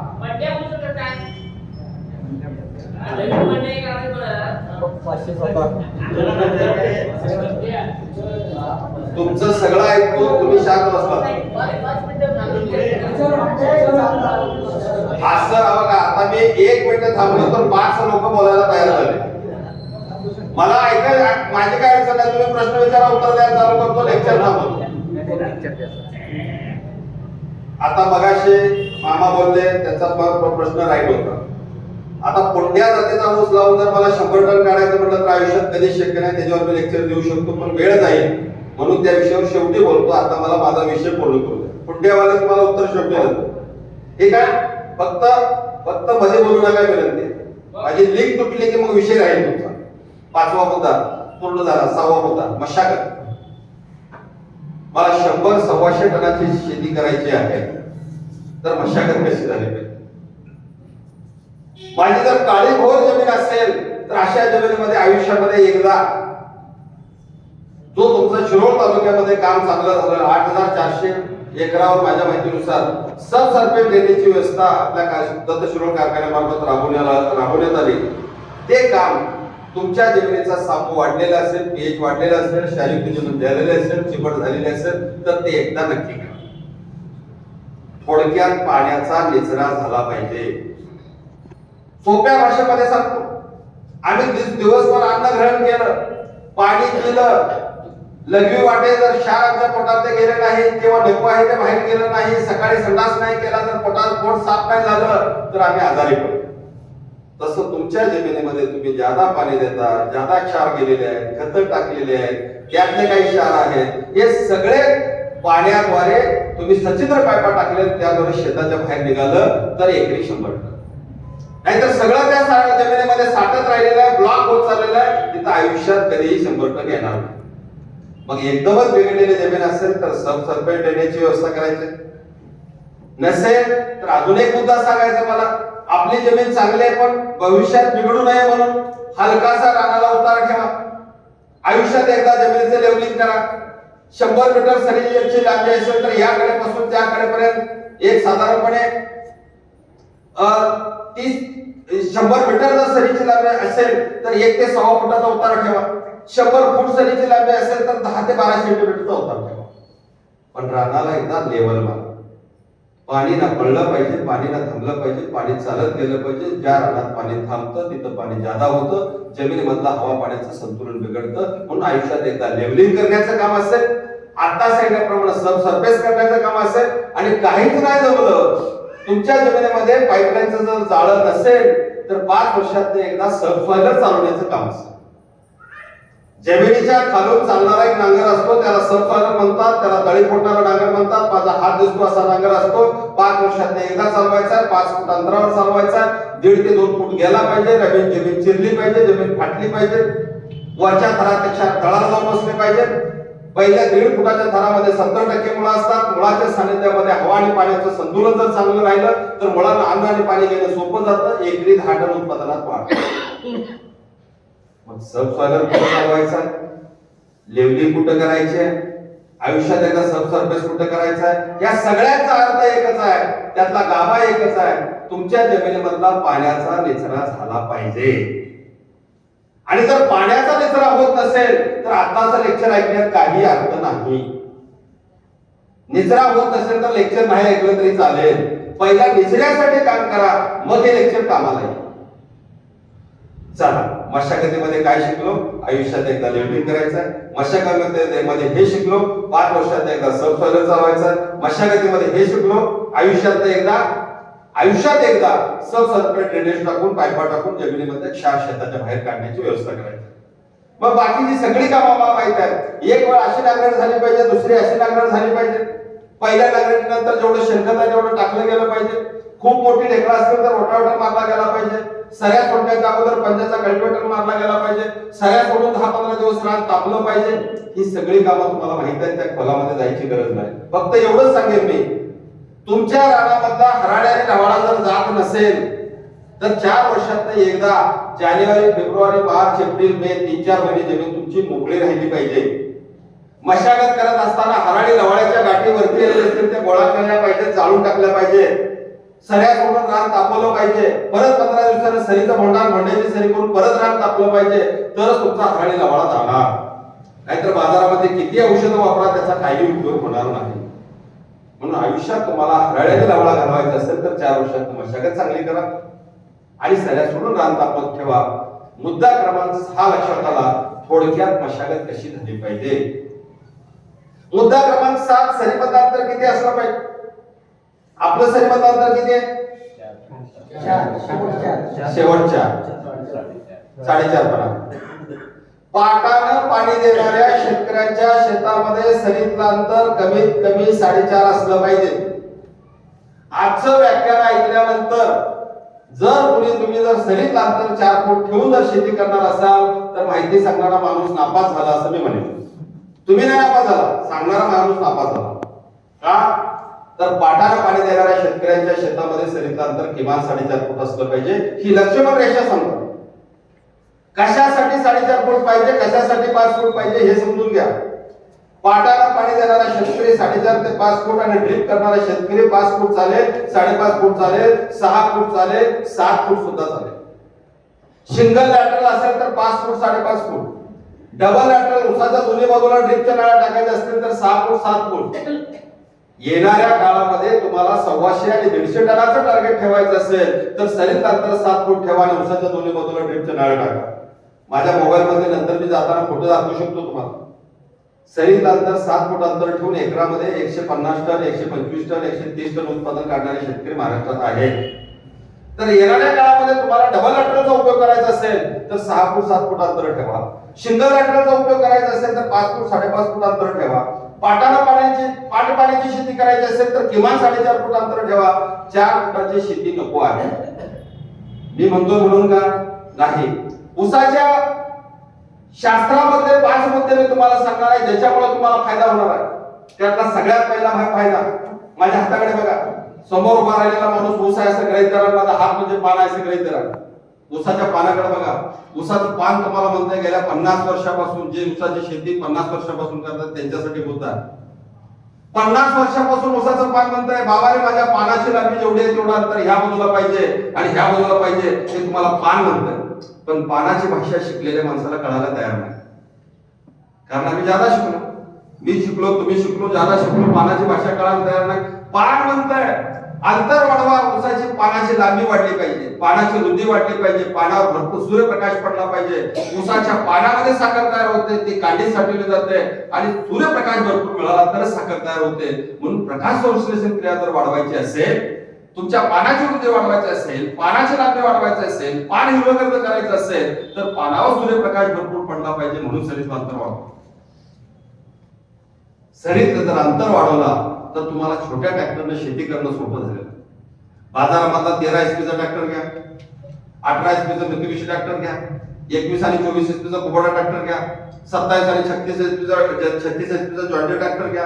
अंगद, अर्जुन, सोनालिका, महिंद्रा, फोर्स सगळे ट्रॅक्टर बाजारामध्ये डोळ्यासमोर ठेवा.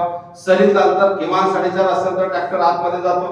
बाळ भरणी करू शकतो, मोठी भरणी करू शकतो, दर महिन्याला ऊसाच्या पानावर फवारणी करण्याचं काम करू शकतो. तुम्हाला यांत्रिकीकरणाची शेती भविष्यात करावी लागणार आहे. शेतीमध्ये माणसं मिळणार नाही. यासाठी सरीत अंतर किमान 4.5 फूट पाहिजे. ट्रॅक्टर व्यवस्थित चालला पाहिजे. यासाठी 4 फुटामध्ये ट्रॅक्टर कसा चालतो मी सांगायची गरज नाही.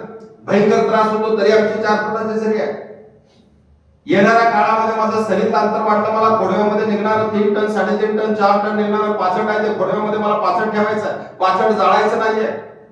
भविष्यामध्ये मला ड्रीप करायचं आहे. आठवड्याला एकदा, महिन्याला 4 वेळा, 8 महिन्यामध्ये मला 32 वेळा ड्रीप मधनं खत द्यायचं आहे. युरिया ड्रीप मधनं देता येतो, अमोनियम सल्फेट ड्रीप मधनं देता येतं, महाजन 24-24-0 ड्रीप मधनं देता येतं, पांढरा पोटॅश ड्रीप मधनं देता येतो. ही खतं तुम्हाला ड्रीप मधनं द्यायची आहेत. त्यासाठी तुम्हाला ड्रीप करायची आहे. आणि सरीतलं अंतर वाढवलं तर ड्रीपचा खर्च कमी होणार आहे.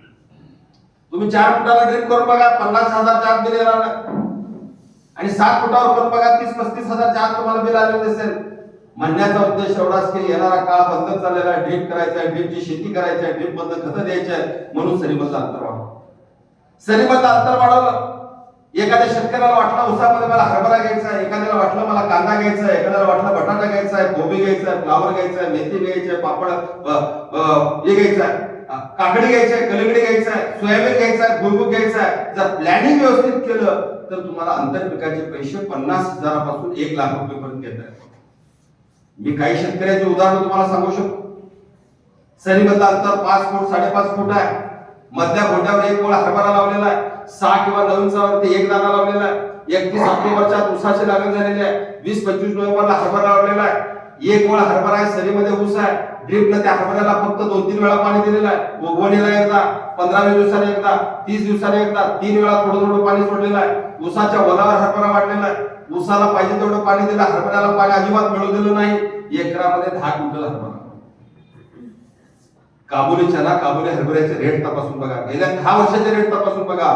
10,000 रुपये, 11,000 रुपये क्विंटल हरभरा.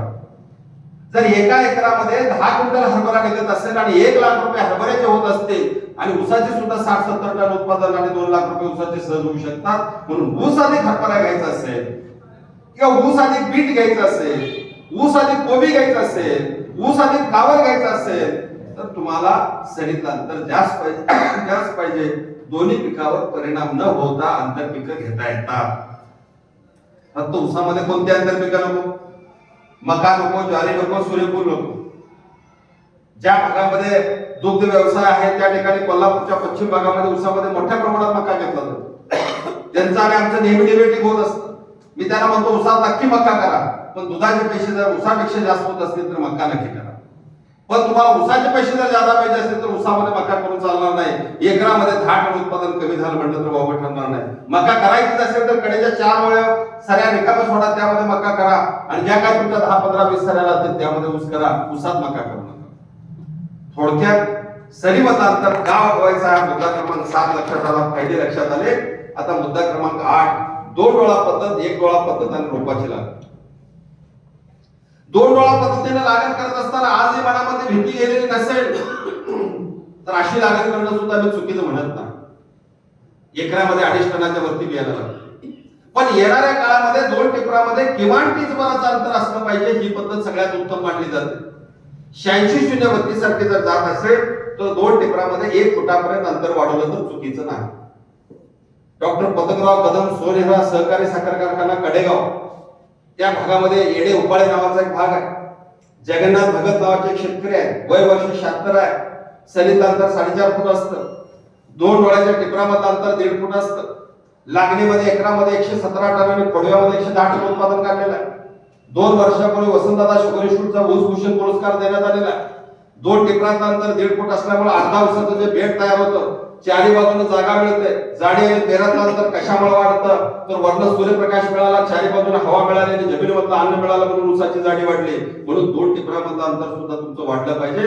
2 डोळा पद्धत एका एकरला 2 टनाच्या वरती बियाणं वापरून चालणार नाही. 6 इंच, 8 इंच, 9 इंच, 12 इंचापर्यंत अंतर वाढलं पाहिजे. जसं अभ्यास वाढेल तसं अंतर वाढवा, एकदम वाढवू नका.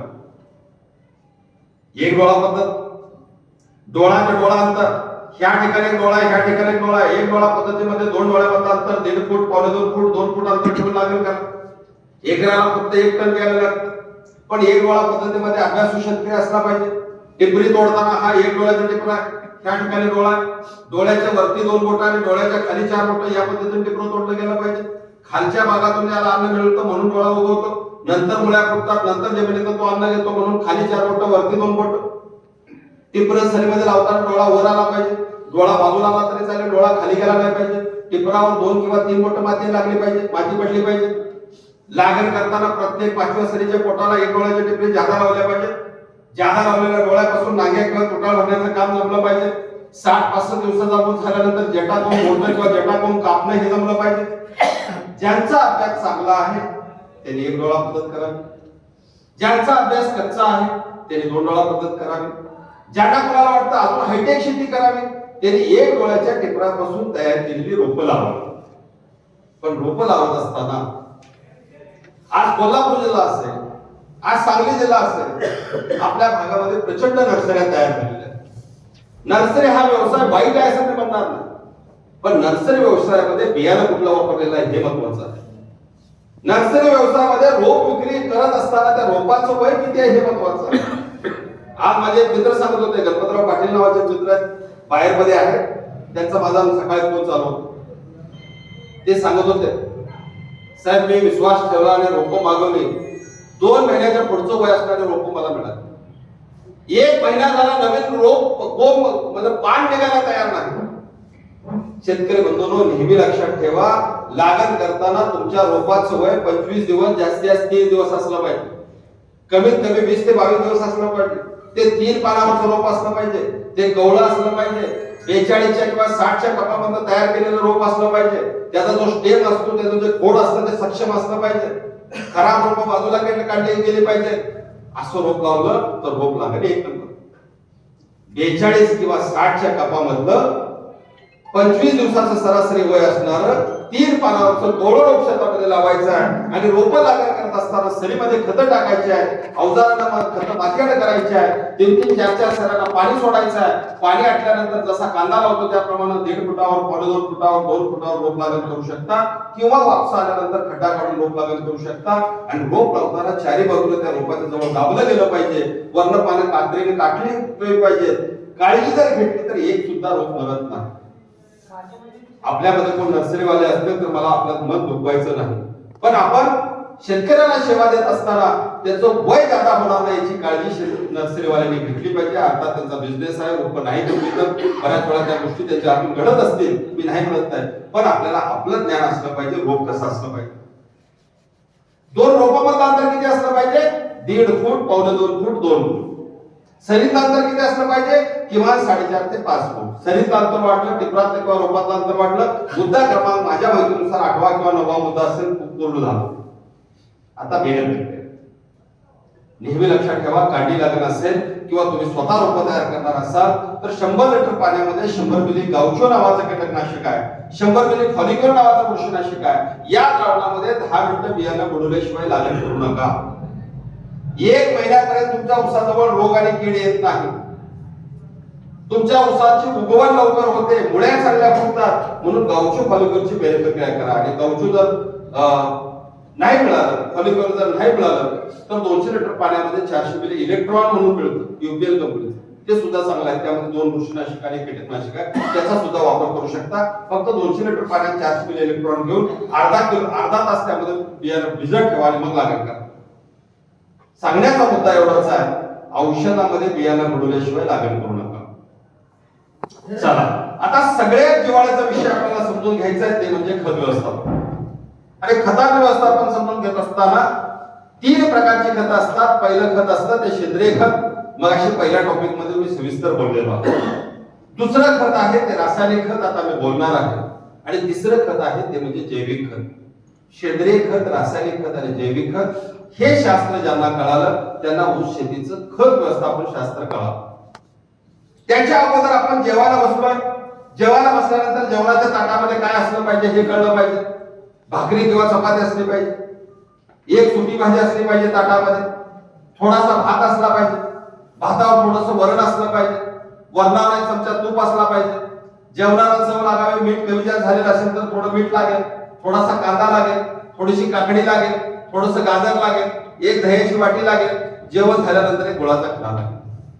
जेवण महाग नाही, सगळ्यांच्या घरी सगळं आहे, पण ज्यांच्या ताटामध्ये आता सांगितलेले 8 ते 10 पदार्थ आहेत ते जेवण परिपूर्ण.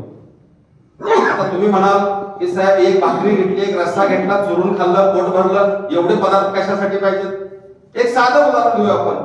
तुमच्या घरी स्वयंपाक करत असताना आईनं म्हणा, पत्नीनं म्हणा, बहिणीनं म्हणा, स्वयंपाक करत असताना त्या जेवणामध्ये मीठ टाकलेलं नाही. तुम्ही काय म्हणणार? साहेब आज जेवण आळणी झालेलं आहे, खायला काय मजा येईल. चुकून 2 चमचा मीठ जादा पडलेलं असं पण नाही, त्याला खारट होणार, ते पण खाता येणार.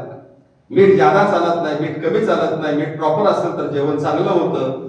तसं तुमच्या जमिनीमध्ये सूक्ष्म अन्नद्रव्यांची गरज आहे. त्यामध्ये फेरस आहे, झिंक आहे, मॅंगनीज आहे, बोरॉन आहे, मॉलिब्डेनम आहे, याची गरज आहे. पण आपल्या जमिनीमध्ये ते गेलं पाहिजे. आणि सेंद्रिय खतं भरपूर असतील तर वरनं तुम्हाला सूक्ष्म अन्नद्रव्य टाकायची गरज नाही. बरोबर आहे? आपल्या जेवणाच्या ताटामध्ये दह्याची वाटी का पाहिजे? दही खाल्ल्यानंतर ज्या काय आम्ही भाकरी खाल्लेली आहे, जे काही चपाती पोटामध्ये गेलेली आहे, जे काही भाजी केलेली आहे, त्या पोटामधल्या अन्नाचं पचन करण्यासाठी दह्यामधल्या बॅक्टेरिया काम करतात.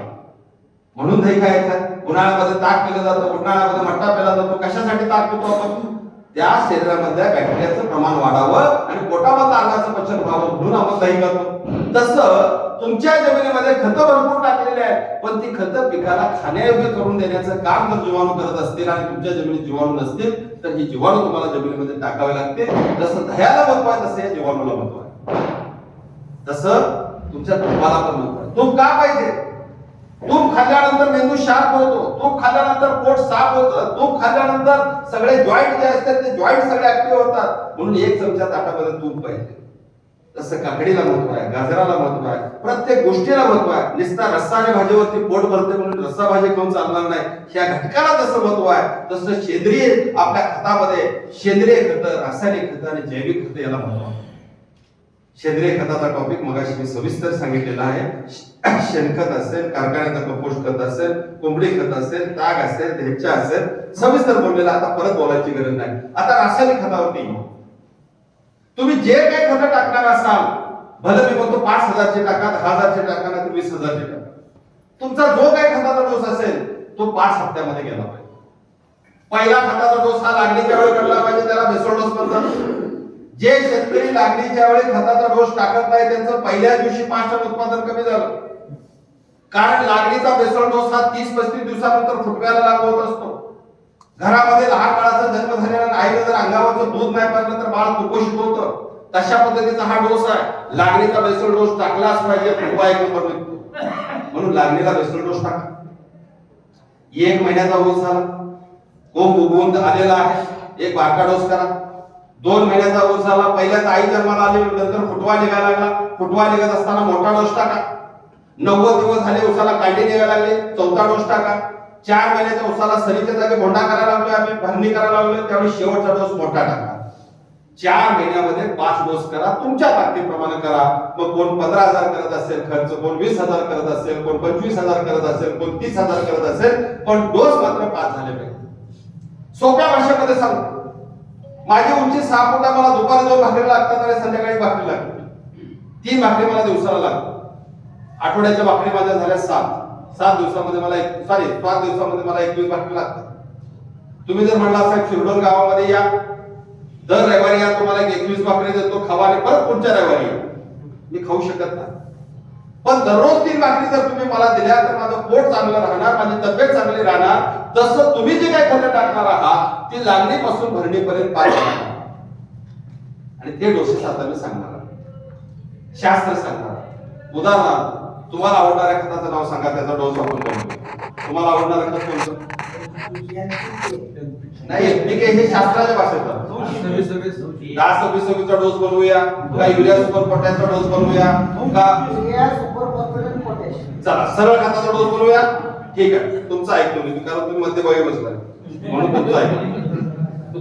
तुम्ही दोन्हीला बॅलन्सिंग करता. काय सगळे डोस बनवता येतील, पण बेसिक शास्त्र लक्षात घ्या. मगाशी प्रवीण माने सरांनी फार डिटेल सांगायला सुरुवात केली होती, पण वेळेवर जास्त बोलले नाही. परत येतील सांगतील. माती परीक्षण करा. तुमच्या जमिनीमधला नत्र किती आहे, स्फुरद किती आहे, पालाश किती आहे, ऑर्गॅनिक कार्बन लेवल किती आहे, सगळे एकदा चेक करा आणि त्या आधारावरती खताचे डोस टाकता येतात. पण एक थंब रूल सांगतो, तुम्हाला किमान 100 टन ऊस काढायचा असेल तर एका एकरला अपेक्षित एन लागतो 200 किलो, पी लागतो किमान 100 किलो आणि के लागतो किमान 120 किलो. 200, 100, 120 किलो एनपीकेची आवश्यकता आहे 100 टनाच्या पुढच्या ऊस शेतीसाठी. आता ही खतं टाकत असताना उदाहरणार्थ सरळ खतं टाकायचं जर ठरवलं, युरिया सुपर फॉस्फेट आणि पोटॅश जर टाकायचं ठरवला, तर लागणीपासून भरणीपर्यंत आता डोस बनवतो, म्हणजे लक्षात राहील. पहिला डोस लागणीला टाकायचा. लागण करत असताना नत्राची गरज नसते, पण 10% नत्राची शिफारस आहे म्हणून 25 किलो युरिया घ्या. लागणीच्या वेळी 25 किलो युरिया घ्या. त्याच्या जोडीला 4 ते 5 पोती सिंगल सुपर फॉस्फेट घ्या. तुमच्या भाषेत डोस बनवतो. 4 ते 5 पोती सिंगल सुपर फॉस्फेट घेतला, 25 किलो युरिया घेतला आणि 25 किलो पोटॅश घ्या. त्याच्या जोडीला दुय्यम अणुद्रव्य लागतात. 10 ते 15 किलो गंधक, 10 ते 15 किलो मॅग्नेशियम, किंवा आयसीएल किंवा आयपीएल कंपनीचं पॉलिसल्फेट 25 किलो, किंवा तुमच्या बाजारात आजूबाजूला मिळत असेल तर सारथी नावाचं खत मिळत असेल तर त्यामध्ये सुद्धा कॅल्शियम मॅग्नेशियम सल्फर आहे, त्याची एक 50 किलोची एक बॅग.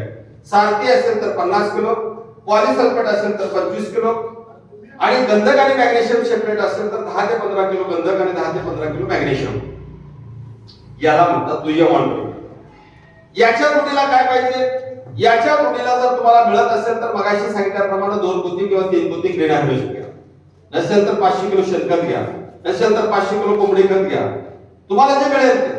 नसेल तर 500 किलो गांडूळ खत घ्या. जे मिळेल ते कुठलं, नसेल तर कारखान्याचे कंपोस्ट खत घ्या. हे सगळे एकत्र करायचं आहे आणि त्यामध्ये एक 4 किलो लिजेंड किंवा फर्टेरा नावाचं कीटकनाशक मिसळायचं, किंवा किरणार घेणार असाल तर 8 किलो.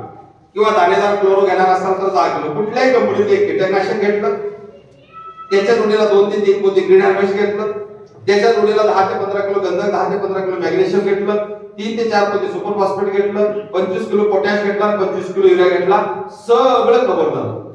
आता ह्यात राहिले जीवाणू. आणि यामध्ये काय दिसला, 8 किलो झायटॉनिक बोधन म्हणून समोर बॅग दिसते बघा, जरा उचलून दाखवता आले तर कोणतं बघा. झायटॉनिक बोधनची एक जी बॅग आहे 8 किलोची ती टाका, त्यामध्ये 5 किलो मायक्रोरायझा, त्यामध्ये काय आहे 5 किलो मायक्रोरायझा आहे. मिनी किट दाखवा, मिनी किट नाही समोर दिसते पण थोडस घेऊन दाखवा आणि तिथं ठेवा. ही जी बॅग आहे ती 8 किलोची लागलेला टाका. यामध्ये 5 किलो मायक्रोरायझा आहे, 2 किलो एनपीके सोल्युबलायझर आहे, 1 किलो झिंक सोल्युबलायझर आहे, अशी 8 किलोची बॅग आहे. ही 5 किलोची बॅग आता सांगलेल्या रासायनिक खताबरोबर टाकता येते. नसेल तर 2 बॅग ग्रीन हार्वेस्ट आहे त्यामध्ये मिसळून टाकता येते, नसेल तर 500 किलो शेणखत आहे त्यामध्ये मिसळून टाकता येते. आता सांगलेली सगळी खतं एकत्र करा, सरीमध्ये बेसोडोस म्हणून सरीमध्ये टाका. मगाशी सांगता राहून गेलं, इंग्रजी यू आकाराची सरी पाहिजे, फी आकाराची सरी नको. ऊस उगून आल्यानंतर ऊसाच्या दोन्ही बाजूला खत टाकून अवजार चालवता आलं पाहिजे म्हणून यू आकाराची सरी पाहिजे. हा खताचा डोस टाका, 2 दाती किंवा 3 दाती अवजार सारवा, खत माती ऍड करा आणि त्यानंतर लागण करा. 1 महिन्याचा ऊस झाला, ऊस उगवून यायला लागलेला आहे, आता नत्राची गरज आहे, एकराला 1 पोती युरिया घ्या, परत 25 किलो पोटॅश घ्या आणि त्याच्या जोडीला 10 किलो सूक्ष्म अन्नद्रव्य घ्या, कुठल्याही कंपनीचं 10 किलो मायक्रोन्यूट्रिएंट घ्या. बरोबर आहे. त्यानंतर 2 महिन्याचा ऊस झाला, पहिल्या ताई जन्माला आल्यानंतर फुटवा निघाला लागला. फुटवा निघत असताना एका एकरला आपल्याला 1.5 ते 2 पोती युरिया पाहिजे. फुटवा निघत असताना नत्राची गरज जास्त आहे, 1.5 ते 2 पोती युरिया घ्या. त्याच्या जोडीला जर मिळालं तर 2 ते 2.5 पोती सुपर फॉस्फेट घ्या. त्याच्या जोडीला कमीत कमी अर्धा पोत जास्त, शेवटी द्या नाश्ता जरा थांबा, कमीत कमी अर्धा पोत जास्त 1 पोत आपल्याला पोटॅश घ्या, परत 25 किलो पॉलिसल्फेट घ्या, मिळालं तर 2 पोती ग्रीन हार्वेस्ट घ्या आणि परत झायटॉनिक बोधनची एक बॅग, झायटॉनिक बोधन लागलेला एक बॅग आणि झायटॉनिक मिनी किट लागलेला एक बॅग आणि भरलेला बाळ भरलेला एक बॅग. का सुरुवातीच्या फेज मध्ये यामधला जो 5 किलो मायक्रोरायझा आहे त्यामुळे रूट झोन चांगला डेव्हलप झाला पाहिजे आणि तुम्ही जे काही खतं टाकलेले आहेत त्यामध्ये एनपीके सोल्युबलायझर आहे आणि झिंक सोल्युबलायझर आहे म्हणून लागलेला 8 किलो मिनी किट आणि बाळ भरलेला 8 किलो मिनी किट टाका. 90 दिवसाचा ऊस झाला, एका एकाला 1 पोती युरिया घ्या, 10 किलो मायक्रोन्यूट्रिएंट घ्या.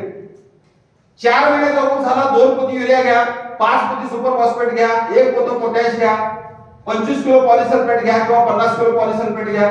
नसेल तर 10 ते 15 किलो गंधक घ्या, 10 ते 15 किलो मॅग्नेशियम घ्या. त्याच्या जोडीला 2 ते 3 पोती ग्रीन हार्वेस्ट घ्या आणि यावेळी मात्र झायटॉनिक बोधनची मिनी किटची न घेता त्यामध्ये झायटॉनिक के घ्या. ती जरा बॅग दाखवा. झायटॉनिक के भरणीला 4 किलो झायटॉनिक के टाका, कारण भरणीनंतर ऊस तुटेपर्यंत पोटॅशची गरज जास्त असते आणि आपल्या जमिनीमध्ये पोटॅश जास्त असल्यामुळे झायटॉनिक के जे आहे झायटॉनिक के जे आहे हे आहे पोटॅश मोबिलायझर. 4 किलोची बॅग भरणीला टाका, कारण ऊस तुटेपर्यंत तुमच्या जमिनीमधला पोटॅश पिकाला उपलब्ध करून देण्याचं काम झायटॉनिक के करणार. काय काय शिकलो आपण? झायटॉनिक मिनी किट लागलेला एक बॅग, 2 महिन्याच्या ऊसाला बाळभरणी करताना एक बॅग आणि 4 महिन्याच्या ऊसाला 4 किलो झायटॉनिक के. आता सांगलेल्या खताच्या डोस बरोबर एका एकरला किमान 5 पोती युरिया घ्यायला पाहिजे, त्याच्या जोडीला 2 ते 3 पोती अमोनियम सल्फेट घ्यायला पाहिजे, 10 ते 12 बॅग आपल्याला सिंगल सुपर फॉस्फेट घ्यायला पाहिजे, किमान 3 बॅग पोटॅश घ्यायला पाहिजे आणि त्याच्या जोडीला मगाशी सांगितल्याप्रमाणे 10 ते 15 किलो लागलेला गंधक, 10 ते 15 किलो मॅग्नेशियम आणि भरणीला 10 ते 15 किलो गंधक आणि मॅग्नेशियम या पद्धतीने खताचे डोस घ्यायला पाहिजे. आता जे डोस सांगितले ते एका एकरला 200 किलो एन, 100 किलो पी आणि 120 किलो के या सूत्रामध्ये बसवून सांगितलेले आहे. 5 डोस टाकायचे आहेत. खत ही नेहमी सेंद्रिय खतामध्ये मिसळून टाकायची आहे. जमीन वापशार असताना टाकायची आहे. टाकल्यानंतर खत माती अवजाराने मातीआड झाले पाहिजे आणि त्यानंतर 2 दिवसानंतर हलकं पाणी बसलं पाहिजे. या पद्धतीने जर खताचा वापर होत असेल तर टाकलेल्या खताची इफिशियन्सी वाढते, कार्यक्षमता वाढते. उघड्यावर खत तुमची पडत असतील, पाठीमागं पाणी बसत असेल तर असं समजायचं की आपण 30% 40%च्या आत खत तुमच्या पिकाला लागू होत आहे. म्हणून काळ बदललेला आहे, खताच्या किमती वाढलेल्या आहेत, खतं सेंद्रिय खतात मिसळून टाका, जमीन वापशावर असताना टाका, टाकलेले खतं मातीआड करा आणि मातीआड केल्यानंतर 2 दिवसानंतर हलकं पाणी द्या. हातात सांगलेला खताचा मुद्दा डोळ्यासमोर ठेवून आपल्याला काम करायचं आहे. ही जी समोर ठेवलेली खतं आहेत ही जीवाणू खतं आहेत. आपल्या जमिनीमध्ये टाकलेली खतं पिकाला मिळवून देण्यासाठी जीवाणू खतांची गरज आहे. त्यामध्ये मायक्रोरायझा आहे, त्यामध्ये एनपीके सोल्युबलायझर आहे, त्यामध्ये झिंक सोल्युबलायझर. चल खताचं शास्त्र लक्षात ठेवा. सर पावसाळ्यात डोस टाकायचा नाही मग. हा पावसाळ्यात डोस सांगा. आता ही जी खतं झाली या लक्षात घ्या. आता याच्या जोडीला तुमच्या प्रश्नाचं उत्तर लागले देऊन टाकतो. पावसाळ्यात डोस टाकायचा असेल तर 7 जून नंतर गणपती बसेपर्यंत पावसाळ्यात डोस टाकायचा आणि या दरम्यान पावसाळ्यात डोस टाकत असताना एका एकरला 2 बॅग अमोनियम सल्फेट, 2 बॅग प्रॉप्टेक 924 किंवा 2 बॅग 12-32-16, 1 बॅग पोटॅश, 10 किलो गंधक, 10 किलो मॅग्नेशियम, नसेल तर 25 किलो पॉलिसल्फेट 2 पोती ग्रीन हार्वेस्ट मध्ये मिसळून टाका आणि जमलं तर थोडंसं झाटॉनिक केल परत त्यात मिसळा. या पद्धतीने पावसाळी डोस सुद्धा टाकता येतो. आता सांगितलेले 5 डोस प्लस पावसाळी डोस या पद्धतीने खताचे डोस केले तर नक्की फायदा होतो. तर खताचं नियंत्रण झालं, खताचं व्यवस्थापन झालं. आता तण नियंत्रण लागण झाल्यानंतर पहिलं किंवा दुसरं पाणी दिल्यानंतर 200 लिटर पाण्यामध्ये 500 ग्रॅम मेट्रिबिजन कंटेंट असणारं सेंक्वार, टाटामेट्री, डिझायर, आयमॅक्स सारखे कुठलेही तणनाशक मारा. याला तणनाशकाचा राजा म्हणतात. तण नसताना तणनाशक मारणे ही सगळ्यात चांगली पद्धत. हे नाही जमलं, लागण झालेली आहे, 15 दिवस झाले, 20 दिवस झाले, 25 दिवस झाले, तण दिसायला लागलं, त्यावेळी तणनाशक मारणार असाल तर 200 लिटर पाण्यामध्ये 400 ते 500 ग्रॅम मेट्रिबिजन कंटेंट असणारं सेंक्वार चालेल, टाटामेट्री चालेल, डिझायर चालेल, यामध्ये 1 लिटर 240 चालेल. शेजारी भाजीपाला असेल तर 240 चालणार नाही. युपीएल कंपनीचं ट्रिस्केल घेणार असेल तर 200 लिटर पाण्यामध्ये 1200 ग्रॅम, अतुल कंपनीचं सिंडिका घेणार असेल तर 200 लिटर पाण्यामध्ये 1 किलो, तुम्हाला धानुकाचं टायझोन घेणार असाल तर 150 लिटर पाण्यामध्ये 450 ग्रॅम टायझोन, सिंजेंटा कंपनीचं कॅलरीज एक्स्ट्रा घेणार असाल तर 200 लिटर पाण्यामध्ये 1400 मिली. आणि चुकून जर तण मोठं झालेलं आहे, तण मरत नाही, मजूर मिळत नाही, 200 लिटर पाण्यामध्ये 500 ग्रॅम डायुरॉन किंवा डायुरेक्स अधिक 1 लिटर 240. लहान ऊसामध्ये दमर तणनाशक मारू नका. 2.5-3 महिन्याच्या पुढचा ऊस झालेला आहे, कांड्या निघालेल्या आहेत, त्यामध्ये दमर तणनाशक मारा. मला एवढंच सांगायचं आहे, तण नसताना किंवा तण दिसत असताना पाणी दिलेल्या दुसऱ्या दिवशी तणनाशक मारा. तण मोठं झाल्यानंतर तणनाशक मारू नका. मशागत करत असताना 2 महिन्याच्या ऊसाला एक बाळ भरणी करा. ऊसाच्या दोन्ही बाजूला साईड छिकडे आणि साईड छिकडे 2 जाती अवजार चालवा, त्याला बाळ भरणी म्हणतात. फुटवा चांगला निघतो. 90 दिवसाचा ऊस झाल्यानंतर हे डब्ल्यू अक्षर दिसते, मधला जो बोंडा दिसतोय, मधल्या बोंड्यावरती रोटावेटर मारा, सरी बोंडा सपाट करा, उशिरा करा, फुटवा थांबवा, त्याला कच्ची भरणी म्हणतात. 4 महिन्याच्या ऊसाला डब्ल्यूच्या जागी एम करा, म्हणजे सरीच्या जागी वरंबा करा, वरंब्याच्या जागी सरी करा, त्याला पक्की भरणी म्हणतात. पक्की भरणी केल्यामुळे ऊस तुटेपर्यंत पाणी देणं सोपं जातं. पक्की भरणी केल्यामुळे ऊस लोळत नाही, लोळला तर नुकसान होत नाही, म्हणून 4 महिन्याच्या ऊसाला पक्की भरणी चांगली करा. ऊसाचं कुटुंब नियोजन चांगलं होतं. 2 महिन्याच्या ऊसाला बाळ भरणी म्हणजे 2 जाती अवजार ह्यासाठी चालवायचं आहे, फुटवा चांगला निघावा. 90 दिवसाच्या ऊसाला मधल्या बोंड्यावर रोटावेटर ह्यासाठी मारायचा आहे, उशिरा येणारा फुटवा कमी व्हावा. आणि 4 महिन्याच्या ऊसाला सरीच्या जागी भोंडा ह्यासाठी करायचा आहे, माझा हात नुसते अशी भर लागली पाहिजे, त्यामुळे 100% ऊसाचं कुटुंब नियोजन होतं. बाळ भरणी, कच्ची भरणी आणि पक्की भरणी 3 वेळा मशागत करा. 40 दिवसाच्या ऊसाला एक फवारणी करा, 60 दिवसाच्या ऊसाला एक फवारणी करा, 80 दिवसाच्या ऊसाला एक फवारणी करा, 100 दिवसाच्या ऊसाला एक फवारणी करा, दर 20 दिवसाला एक फवारणी करा.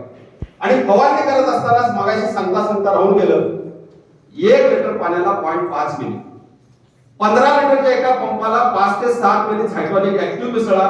मग ते तणनाशक असो, बुरशीनाशक असो, कीटकनाशक असो, कशाबरोबर चालतं, तुम्ही जे काय फवारणार आहात त्याची ताकद वाढवण्याचं हे काम करतं. म्हणून 1 लिटर पाण्याला 0.5 मिली, पंपाला 5 ते 7 मिली याचा वापर करा. आणि जर तुम्ही तणनाशक वापरणार असाल तर त्या तणनाशकासोबत साधारणपणे एका म्हणजे 200 लिटर पाण्याला किमान 150 ते 200 मिली झायटॉनिक ऍक्टिव्हचा वापर करा. तर या पद्धतीने काम करण्याचा प्रयत्न करा, नक्की तुमचं उत्पादन वाढलेलं दिसून येईल. धन्यवाद, थँक्यू, आभारी आहे. 1 तासापेक्षा जास्त बोललेलो आहे. काय प्रश्न असतील तर आपण घेऊया. थँक्यू. धन्यवाद सर. आता सगळ्यात महत्वाचा विषय आहे की प्रश्न. आता तुमचे सगळे जे काही प्रश्न असतील त्या प्रश्नांचा आपण निरसन करायचा प्रयत्न करूया.